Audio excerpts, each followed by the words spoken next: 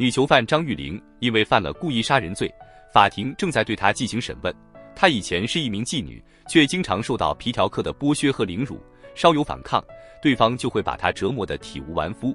为了活命，她一气之下就杀掉了皮条客，却因此触犯了法律。死者家属在法庭上要求赔偿25万，可张玉玲却一口拒绝了。她不仅身无分文，而且也恨透了皮条客，因为得不到死者家属的谅解，也拿不出赔偿金。张玉玲最后被判处死刑。她听到判决后，当场就晕了过去。虽然她的遭遇值得同情，但她触犯了法律，这是不争的事实。不久后，就迎来了她执行的日子。为了避免出错，几位警察也和她细说了枪决的过程。我们是平川中原法警队工作人员，今天奉命对你执行死刑，我们保证文明执法，希望你能很好的配合一下。就在这时，一个女人戴上手套，熟练地拿出了子弹。她是法警红霞。虽然她很同情张玉玲的遭遇，但枪决犯人是她的工作，每次结束后，她都会烧掉手套，似乎这样就能减轻心理上的负担。红霞的丈夫在10年前因病去世，她一个人独自生活，枯燥乏味的工作更是让她感到身心俱疲。对她来说，只有每周去一趟婚姻介绍所，才能让她看到生活的希望。这天傍晚，她坐上火车，准备参加介绍所里安排的联谊晚会，但她沉默寡言的性格以及法警的工作，让男人们有些望而生畏。没想到这次晚会竟然会有意外的收获，一个地中海的男人有意靠近红霞，他不仅侃侃而谈，甚至还会变魔术，这让红霞感到十分新奇。两人接触了几天，红霞这才发现对方不想和她细水长流，只想占她的便宜。虽然她很渴望得到温暖，但她没有做好心理准备，也受不了这种快餐式的爱情，所以就当场逃走了。不过这次失败的相亲并没有让红霞退却，她很快就遇到了一个两情相悦的男人，可相处没多久，她就发现对方和别的女人暧昧不清。红霞无法接受这样的行为，最后就提出了分手。原来男人是婚姻介绍所安排的，只要付钱，他就可以扮演男朋友的角色。红霞知道后大失所望，没想到对方竟然是一名婚托，可她还是掏出钱，希望男人再做一次生意。萧条的大街上，红霞挽着对方的手臂，依偎在他的肩膀上，心里产生了一种久违的温暖。但片刻过后，她又觉得一切是那么的可笑。直到有一天，红霞走在回家的路上，突然发现有个男人正鬼鬼祟祟地跟着她。她没有提出质疑，因为她在婚姻介绍所见过这个男人，还以为对方是对自己有意思，却不知道这个男人的出现是不怀好意的。他甚至想要红霞的性命。原来这个男人是张玉玲的丈夫李军，他是一名钢铁厂的工人，妻子被判处死刑后，他的日子过得浑浑噩噩。而张玉玲在行刑前留下了一封遗书，为了让他走得安心，红霞和同事来到钢铁厂，找到了李军的领导，不仅拿来了法院的判决书和骨灰，也说出了张玉玲最后的遗愿。她希望孩子可以交给她的大哥抚养，而不是身为父亲的李军，这让所有人都感到诧异。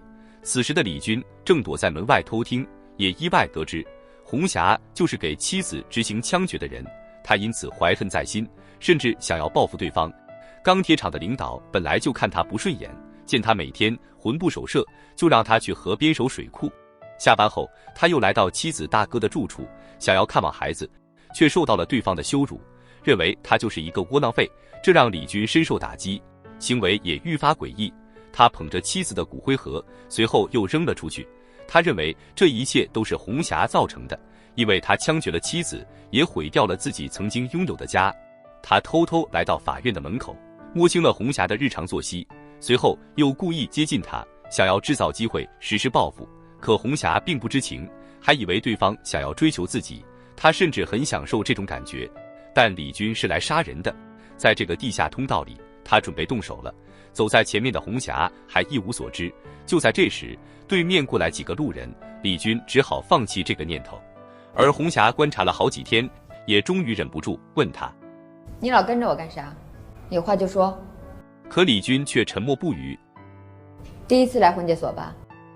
红霞以为他只是羞涩，所以就主动把他带到一个小旅馆，两人还交换灵魂，发生了不可描述的事情。他们不需要任何承诺，只要能待在一起，就已经是最好的时光。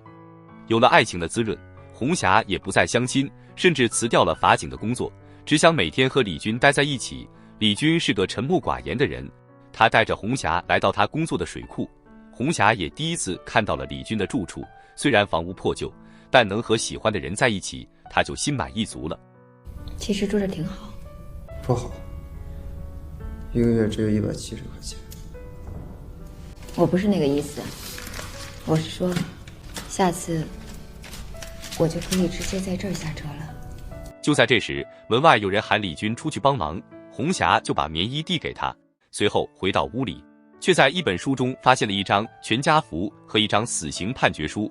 更加让他毛骨悚然的是，照片里的女人不是别人，正是他不久前枪决的女囚犯张玉玲。